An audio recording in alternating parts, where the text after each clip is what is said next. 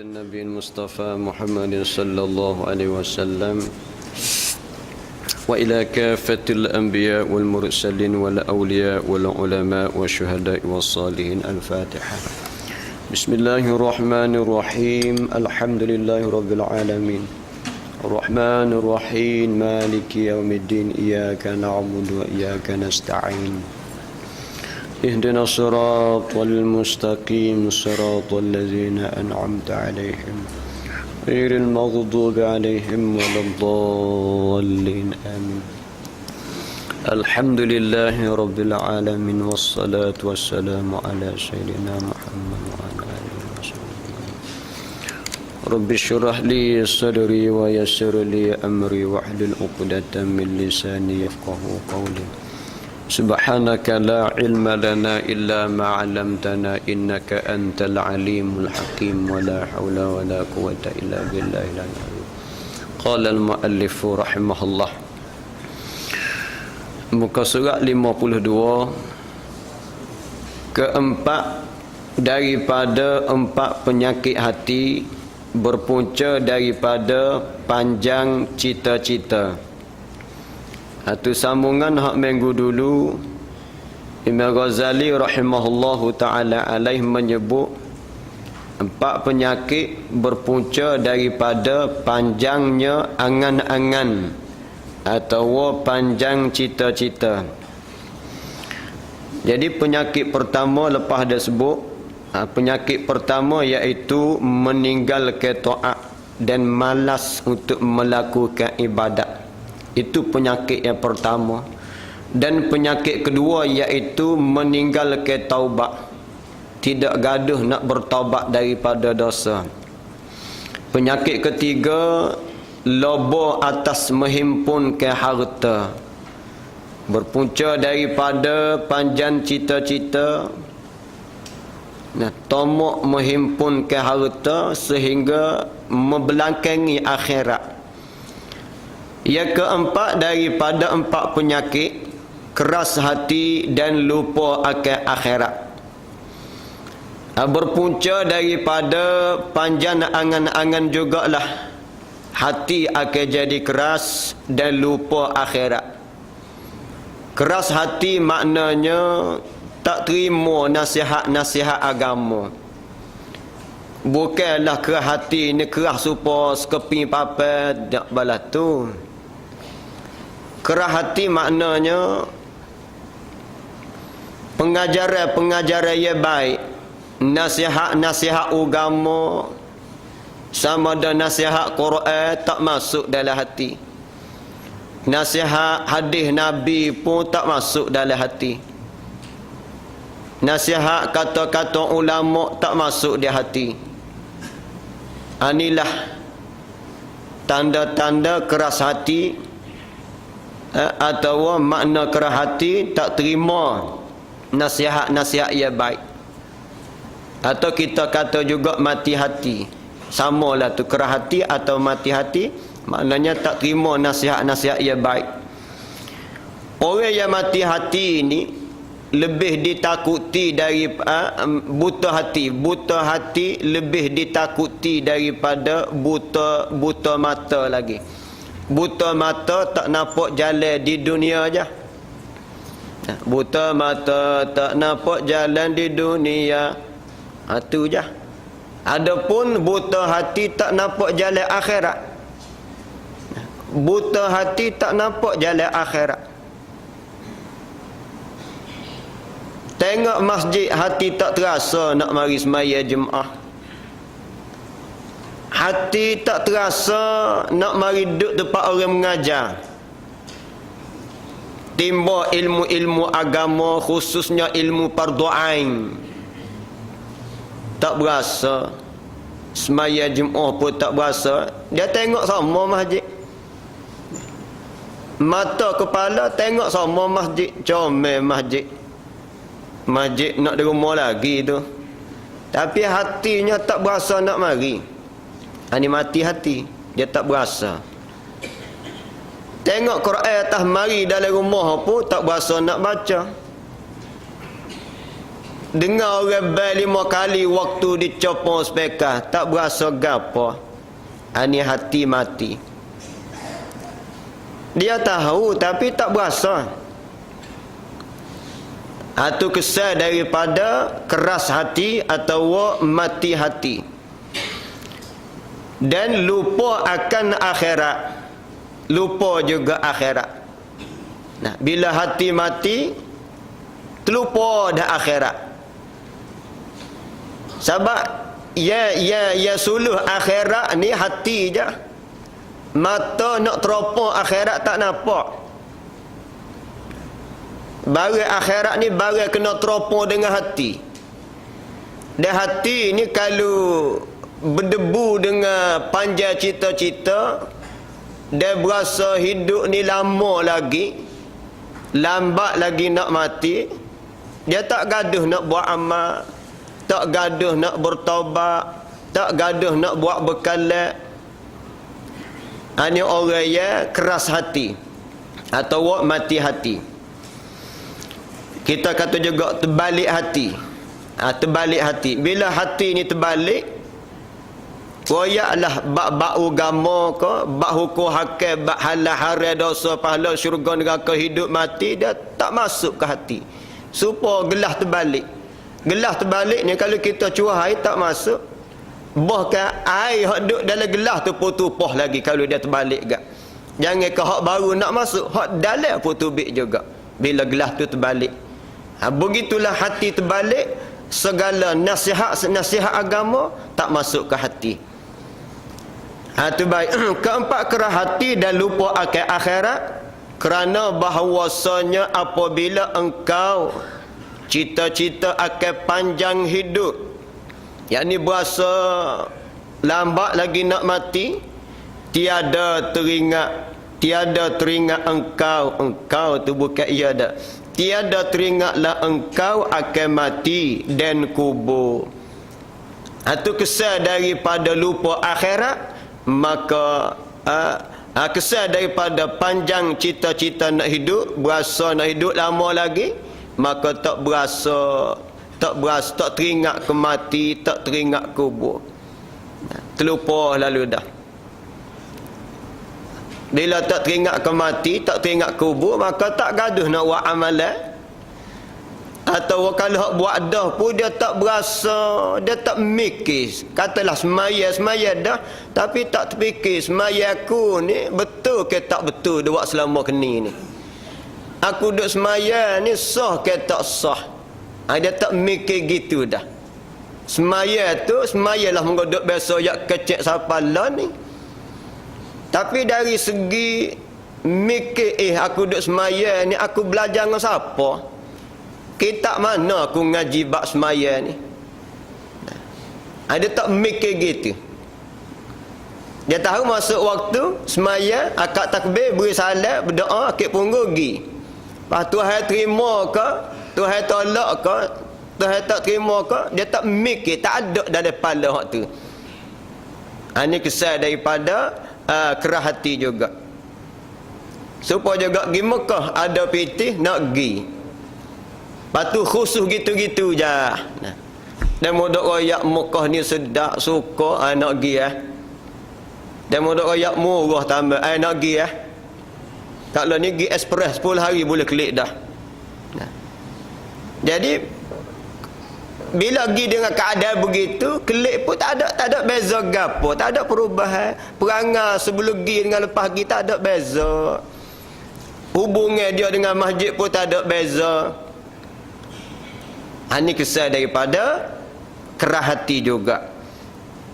Berpunca daripada panjang cita-cita, tulul amal, panjang cita-cita. Jadi kalau panjang cita-cita akhirat tak tala, tak mengapa. Katalah cita-cita kita tarupannya nak bina rumah, nak beli rumah sebutir. Itu cita-cita juga tu nak tarupan nak beli rumah sebutir. Kalau dulu pinjaman nak beli rumah, tarupan nak beli kereta sebutir. Jadi cita-citanya nak beli tarupan, tu maksud dalam kata cita-cita juga. Tapi akhirat kita tak tala, akhirat kita tak belakangi, maka hak ni tidak dicela. Kebanyakannya bila panjang cita-cita gak berasa lambat lagi nak mati, berasa lama hidup, dia kebanyakan gak tala adalah akhirat. Bekalan-bekalan tu tak gaduh selalu dah. Sedangkan mati bila-bila masa saja dia akan mari, maka matilah kita. Seperti kata Ali bin Abi Talib radhiyallahu anhu, terlebih takut barang yang aku takut. Kata Sayyidina Ali ini menantu Rasulullah. Dan dia inilah suami bagi Siti Fatimah radhiyallahu anha. Ali ni bukan Syiah, jangan kita kata Ali ni Syiah pula. Ali kata Sayyidina Ali Talib radhiyallahu anhu, terlebih takut barang yang aku takut ke atas kamu. Kata khalifah yang keempat, suami Siti Fatimah menantu kepada Rasulullah, dan pemuda yang paling awal masuk Islam dialah. Dan dialah masa hak Nabi ni hijrah tidur atas katil berselimut dengan selimut Nabi pun dia jugalah. Dan dia ni mati kena bunuh juga. Ini sahabat Nabi, khalifah lagi. Kata Sayyidina Ali nya, terlebih takut barang yang aku takut. Perkara hak aku paling takut ke atas kamu dua perkara. Mana dia? Pertama, panjang cita-cita, dan kedua, mengikut akan hawa, yakni hawa nafsu. Jadi dua perkara lah aku hak paling bimbang ke atas kamu, hei sahabat-sahabat. Iaitulah panjang cita-cita dan mengikut hawa nafsu. Dua perkara ni lah menyebabkan ramainya manusia rosak binasa. Rosak dari segi akhlak, rosak dari segi muamalah, rosak dari segi kehidupan, kerana panjang cita-cita dan mengikut hawa. Bila panjang cita-cita, biasanya mengikut hawa nafsu, dan kebiasaannya nafsu mengajak perkara yang jahat. Betulah Nabi SAW, hari-hari hak Nabi nak wafat, Nabi kecek dengan sahabat. Nabi ni dia tahu bila nak wafat. 28 Safar 29 Safar sebelah hijrah tu, Nabi dapat dah maklumat dia ni tak berapa hari lagi akan meninggal dunia dan meninggal sahabat. Dia boleh rasa dah. Oleh kerana itulah dia kecek dengan sahabat, wahai sahabat-sahabat aku, sebagai nasihat aku kepadamu, aku tidak bimbang kemiskinan yang menimpa di atas kamu. Kalau mu ni hidup dalam miskin, aku tak bimbang, aku tak using. Tetapi ia perkara aku bimbang ke atas kamu, hei sahabat, bila mana kamu dimewah dengan keduniaan. Ini perkara yang aku paling bimbang ke atas kamu, bila mana kamu mewah dengan kehidupan duniawi.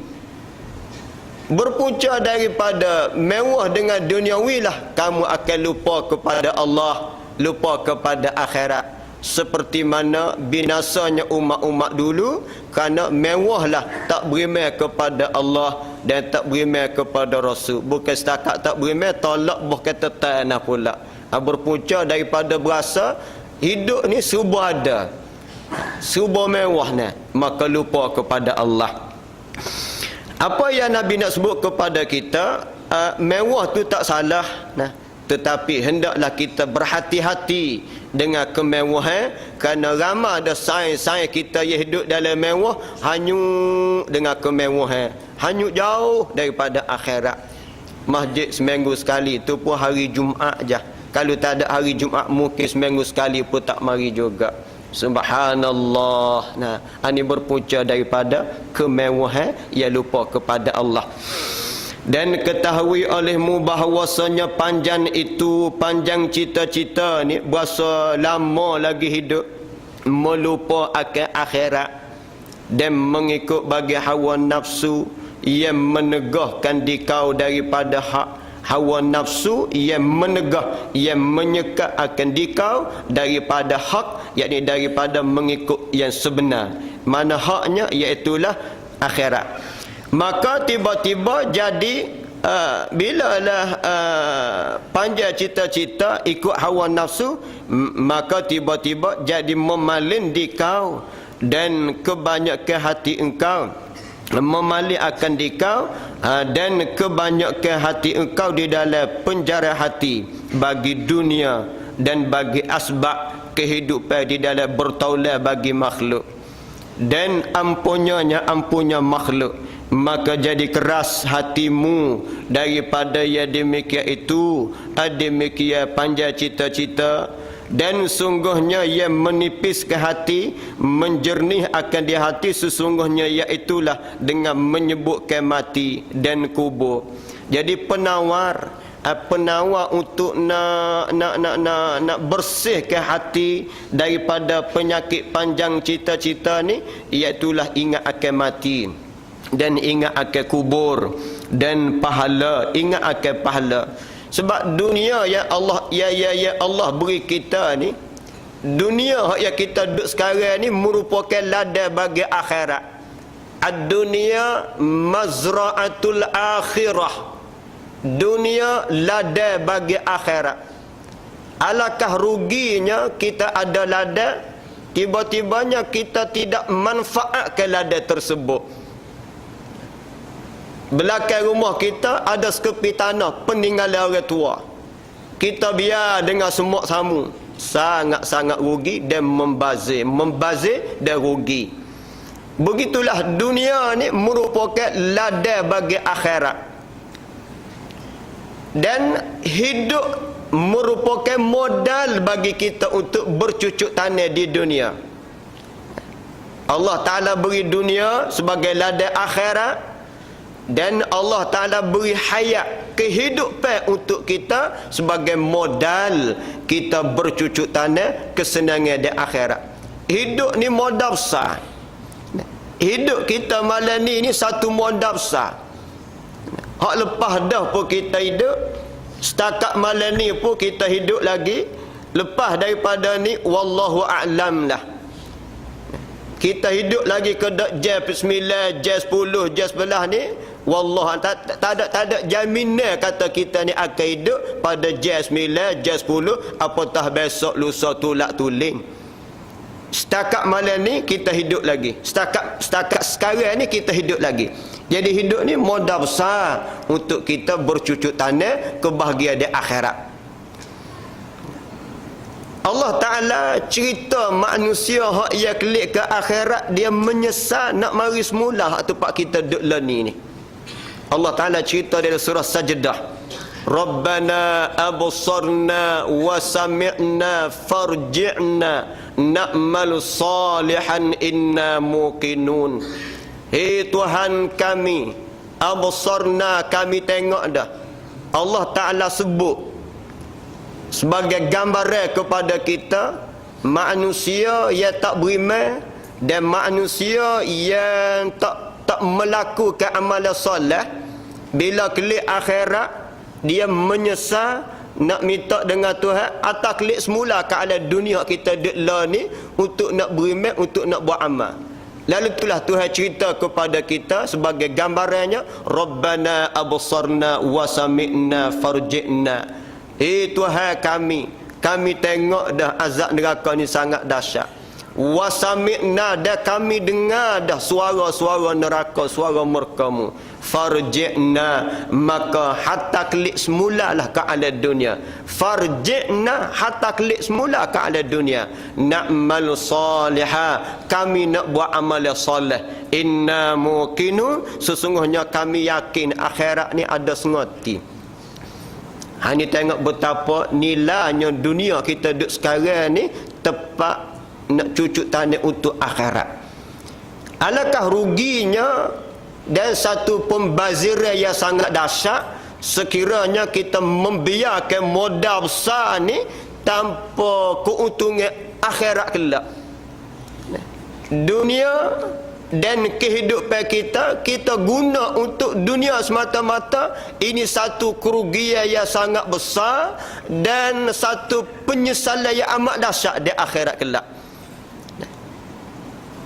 Sekiranya kita menggunakan modal ini semata-mata untuk kehidupan dunia ni, dunia perkara yang kita akan lepas, dan akhirat ni benda yang tak akan lepas.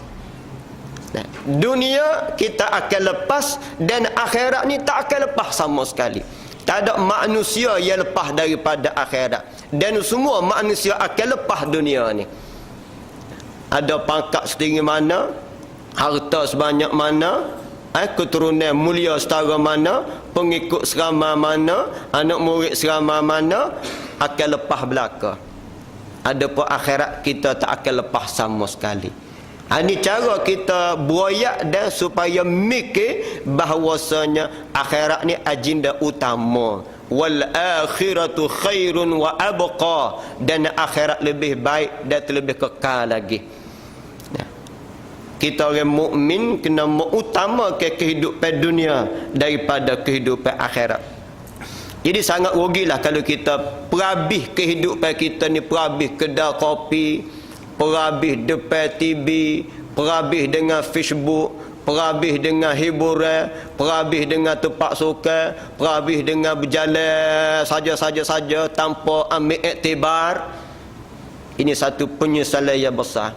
Seumpama kita ada piti 10,000, duk beli benda-benda kosong. Kalau orang muda gak nah, kai tukar haji besar, lepas tu tukar race sport pula, lepas tu steering sport pula, pas bapa sport pula, semua sport belaka. Nah, sakai habis piti. Salah gitulah. Nah, 10,000 perhabis dengan benda-benda yang tak ada manfaat. Manfaat mata je, nafsu je. Nah, nafsu je. Hati baik. Hatu astagfirullahalazim. Hatulah nafsu kita nah. Kalau dia lok gitu dia hanyut sungguh. Apatah zaman sekarang ni. Hatu baik. Lalu itulah untuk nak rawat hati kitanya, kata Imam Ghazali, tak dapat tidak kita kena ingat kepada mati kita sendiri. Moga mati ni perkara yang tak lepas. Bukti besarnya tengoklah Nabi kita sallallahu alaihi wasallam mati. Allah Ta'ala berkata, innaka mayyitun wa innahum mayyitun. Sesungguhnya engkau hai Muhammad mati, dan mereka itu hak lawanmu pun mati juga. Allah Ta'ala beri pilihan kepada Nabi, nak hidup panjang lagi ke atau nak pilih Ar-Rafiqul A'la. Nabi sallallahu alaihi wasallam pilih Ar-Rafiqul A'la, tak sepadan dah setakat ni. Setakat 63 sudahlah. 40 tahun sebelum Nabi Rasul, 23 tahun setelah Nabi dan Rasul. Subhanallah. Nah, bila Allah beri tawaran Nabi kita nak mati, kita ni kalau doktor wi tawaran nak hidup ke nak mati, sah nak hidup. Tentu dah kita dah. Tu baik. Adapun Nabi pilih nak mati. Sebab mati dia boleh bertemu dengan Allah Subhanahu wa taala, dan dia boleh bersaing dengan hak berkat-berkat nabi-nabi hak lepas dah. Nah. Nabi pilih hati. Jadi baiklah, Nabi ni sallallahu alaihi wasallam, untuk pengajaran kita malam ni sempena kita duk minggu Maulid, minggu hak tarikh lahirnya Nabi. Last kali atau sunnah hak terakhir Rasulullah amal dalam kehidupan dekat nak mati. Dan Rasulullah ni dia wafat di atas rumah Siti Aisyah. Dan dia wafat pula atas riba Aisyah. Sehingga Aisyah kata, salah satu nikmat hak yang paling aku tak boleh lupanya, Rasulullah ni mati atas rumah aku dan giliran aku. Mati pula mati atas riba di antara tekak dan dada. Maknanya Nabi dek nyanda di tubuh Aisyah. Nah, hari Isnin dah Nabi ni, tarikh lahir dengan tarikh beranak, tarikh lahir dengan tarikh mati sama. Hari lahir dengan hari mati sama. Bulan lahir bulan mati pun sama aja. Tahun je tak sama. Nah. Jadi hari last akhir tu gak nah, Nabi kita dalam keadaan semakin tenak nak wafat ni. Bila nak wafat ni nah, Nabi kita duk menyanda sambil dia ucap la ilaha illallah. Mari adik-beradik Aisyah, namanya Abdurrahman bin Abu Bakar. kebetulan di tangan Abdul Rahman tu ada kayu sugi. Ada kayu sugi duk pegang. Nabi duk tengok corong kayu sugi. Jadi Aisyah ni tengok ke mata Nabi, pahalah Nabi nak kayu sugi. Bila Aisyah tanya, ya Rasulullah nak kayu sugi ke Nabi hangguk. Minta dengar deromel pergilah kepada Aisyah, beri kepada Nabi. Oleh kerana kayu sugi baru ni dia kerah kepala. Bila kerah ni Aisyah kata, ya Rasulullah nak kedak aku ni gigit kepala biar lembut. Nabi hangguk. Aisyah pun ambil kayu sugi, dia gigit basah dengan air liur, lembut kepala, dia pergi kepada Rasulullah. Rasulullah pun bersugi sungguh hari tu. Gonya banyak kali gonya gigi dia. Jadi Aisyah kata, nikmat aku tak boleh lupa juga selain daripada mati atas rumah aku, giliran aku, air liur aku ni bercatum dengan air liur Rasulullah sallallahu alaihi wasallam. Sebab aku bekok kayu sugi dengan air liur, lepas tu gesek di gigi Rasulullah, capur dua tu. Suka Aisyah dalam kehidupan dia. Jadi sunnah, orang panggil sunnah pe'liyah, sunnah perbuatan yang terakhir Rasulullah amal dalam kehidupan last hari nak wafatnya, iaitulah bersugi. Ni benda bersugi ni, gosok gigi ni besar, gosok gigi ni modalnya kecil 2 yang sebatai je. Tapi sekali kita semaya bersugi 70 kali ganda dengan tak gosok gigi. Sekali kita semaya dengan bersugi dapat 70 kali ganda. Nah, modal kecil, laba besar. Modal 2 ya je kita beli ni, semaya gosok gigi 70 darjat. Jangan gosok tengah semaya pula, gosok pula semaya lah. Pula semaya tu gosok ni. Jadi niat kita nak ikut sunnah Nabi.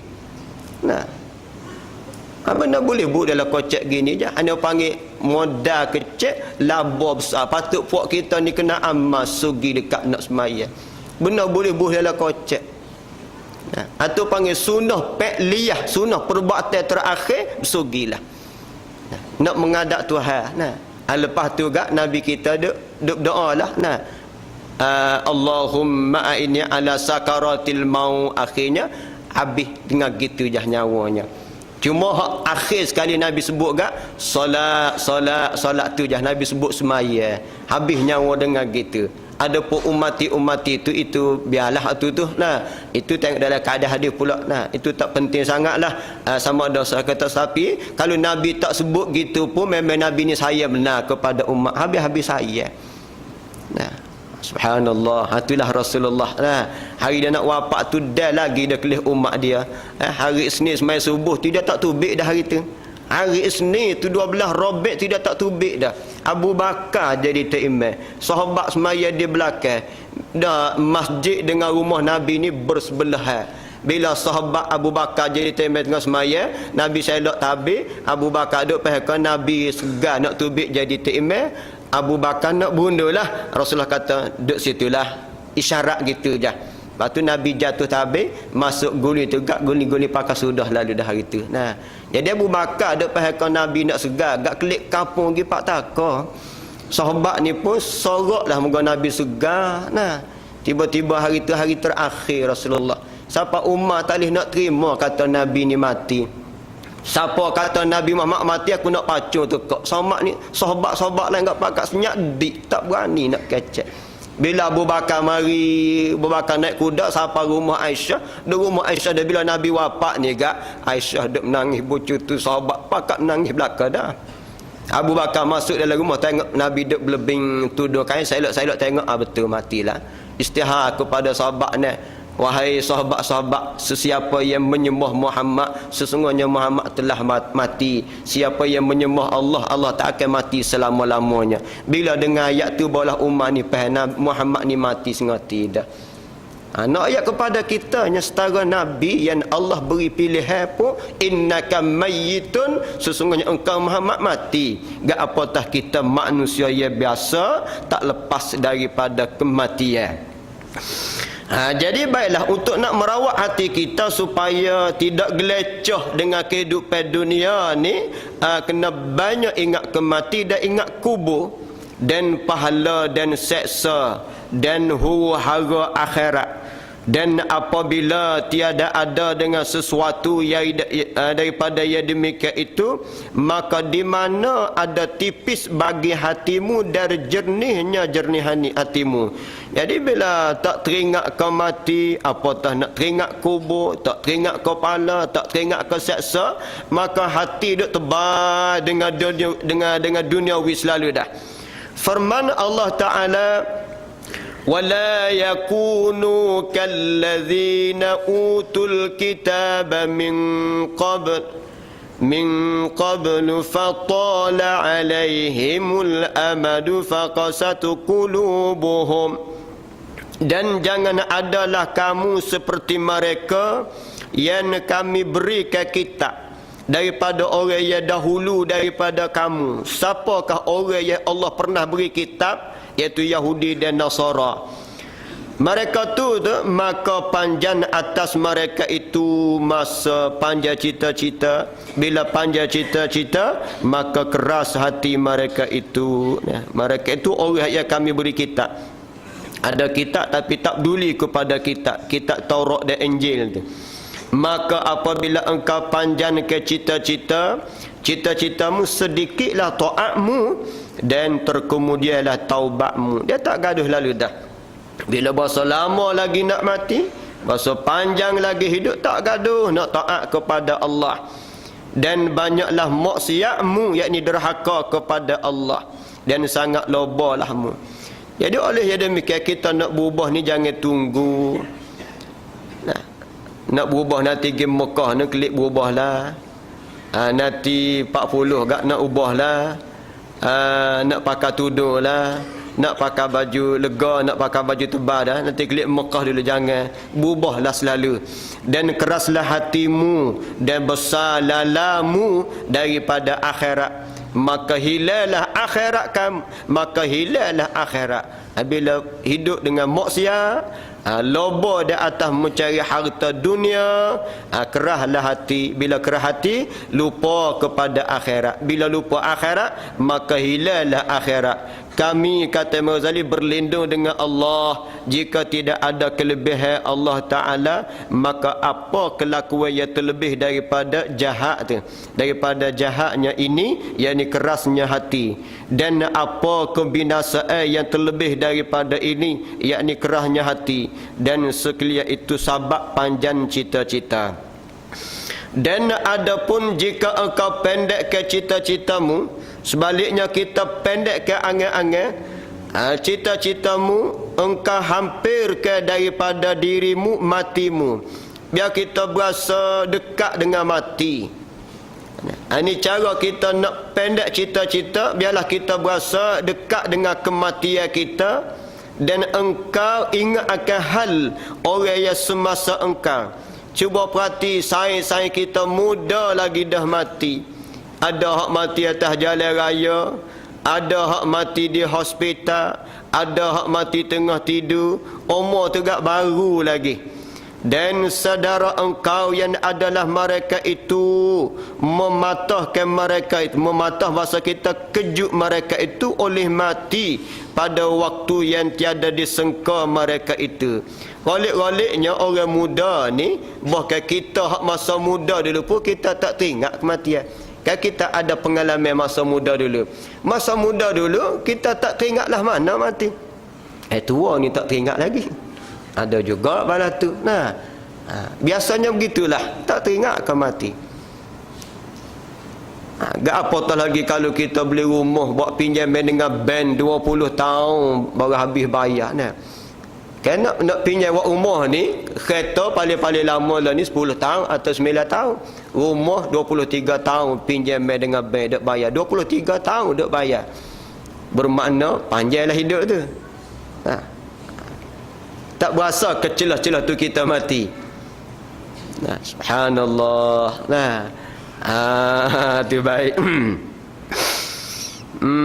Hatulah Tak berasa sanggup buta lama-lama ya. Kalau orang muda mungkinlah ada jalan mudah-mudah panjang mo. Kalau kita hak tua dah 40 ke atas dah, 60 ke atas, 50 ke atas kalau masih duk buta lagi rumah berpuluh-puluh tahun nak boleh habis bayar ban tak kebesarnya risiko tengah-tengah tu. Mudah-mudahan halmu umpama hal mereka itu, maka takut olehmu hi nafsu ya kena perdaya, dan ingatlah engkau hi nafsu baraya dikata akan dia. Mana kata Auf bin Abdullah, beberapa daripada orang yang lagi akan datang hari tiada engkau sempurna akan dia, dan menanti esok hari tiada mendapat akan dia, jikalau engkau lihat akan ajal dan perjalanannya perjalanan ajal. Nascaya engkau marah akan cita-cita dan perdayanya perdaya dunia. Tiadakah engkau dengar kata Isa alaihi salatu wassalam, apa Nabi Isa kata, bermula dunia 3 hari je. Dunia ni 3 je. Pertama, kemarin telah lalu, tiada di tanganmu daripadanya suatu. Jadi Nabi Isa dia bahagi dunia ni 3. Satunya masa kemarin. Kemarin ni nak buat apa tak boleh dah. Dan esok hari tiada engkau ketahui adakah engkau dapat akan dia besok hari. Besok tak tahu lagi dah ke tak dah, atau tiada dapat. Dan satu hari yang engkau ada padanya, maka tawan olehmu. Jadi dari segi kehidupan hak sebenar agak hak masa sekarang lah. Nabi Isa kata dunia ni bahagi pada 3. Masa kemarin, hak kemarin ni lepas dah. Dan hak kemarin ni kita nak ambil nak buat apa tak boleh dah. Selaginya masa hak besok. Hak besok ni belum tentu lagi. Esok tentu ada, tapi kita belum tentu lagi ada ke tak besok. Esok sudah tentu ada esoknya, tapi kita belum tentu lagi ada. Boleh jadi besok ada, kita sudah berada dalam liang lahat. Jadi dari segi kehidupan sebenar dan masa yang sebenar, hak sekarang ni hak pukul 8 suku, pukul 8 ni lah hak masa sebenar, hak kita duduk sengerti tu. Apa Nabi Isa kecek balas ni nya, supaya kita ni kalau bak akhirat jangan tangguh. Bak nak bayar hutang dengan manusia, nak bayar hutang dengan Allah, nak qada semaya ke, nak qada puasa ke, nak qada zakat ke, bersegeralah. Begitu juga nak berubah daripada jahil kepada berilmu, nak berubah daripada tak menutup aurat kepada menutup aurat, nak berubah daripada tak molek kepada molek, ubah selalulah. Jangan ada buat jadual, nantilah, tunggulah. Ini bahasa-bahasa yang boleh merugikan kita belaka tu. Nantilah, tunggulah, lepas ni lah. Kita boleh kata gitu, tapi masa dan umur bukan duduk dalam tangan kita dah. Kalau masa duduk dalam tangan kita, tak apalah, kita boleh kecek balas tu. Masa dalam tangan Allah, umur dalam tangan Allah. Kemudian kata Abu Zar pula radhiyallahu anhu, bermula dunia itu 3 saat. 1 saat telah lalu, dan 1 saat yang engkau ada padanya, dan 1 saat lagi tiada engkau ketahui adakah mendapat akan dia atau tiada. Maka tiadalah engkau milik dengan hakikatnya malaikat 1 saat, kerana mati daripada 1 saat kepada 1 saat. Dari segi masanya kita duduk sebenarnya 1 saat aja. Saat hak lepas dah nak buat apa tak boleh. Saat hak akan datang belum tentu lagi. Saat sekarang lah hak yang kita miliki sebenar-benarnya. Jadi kesimpulannya, buatlah bekalan untuk akhirat, kerana akhirat ni depan kita. Nah, dunia ni kita kau belakang semata dah. Kau tinggal. Adapun akhirat ni kau depan dah. Kau dekat dah. InsyaAllah minggu depan kita sambung pula pada kata, kemudian berkata Syekh kami rahmatullah alaih, Wallahu alam. Untuk maklumat kitanya, hari Isnin malam Selasa ni malam Maulud. Kita ada jemput penceramah Dr. Rosdi bin Ismail, pakar bahasa Arab. Dan malam tu kita ada jamuan dan kita ada selawat. Jadi sempurna malam Maulud, malam 12 tu, sama-samalah kita hadir untuk besarkan majlis Maulid, dan kita bawalah keluarga kita sebagai tanda kita ni cinta Rasulullah. Yang keduanya ada saudara lah kita tu lah Mu'allah, dia duduk belakang, dia nak cari sumbangan belanja hidup dia. Lepas Isya tu bolehlah pakat sumbang. Dan malam ni lepas Isya, lepas berdoa kita nak selawat sekali. Sempurna kita duduk malam minggu Maulud, lepas Isya kan kita nak selawat ramai-ramai. InsyaAllah. Bismillahirrahmanirrahim. Allahumma anfa'na bima 'allamtana wa 'allimna ma yanfa'una warzuqna ilman yanfa'una. Allahumma faqihna fid din walhamdulillahi rabbil alamin.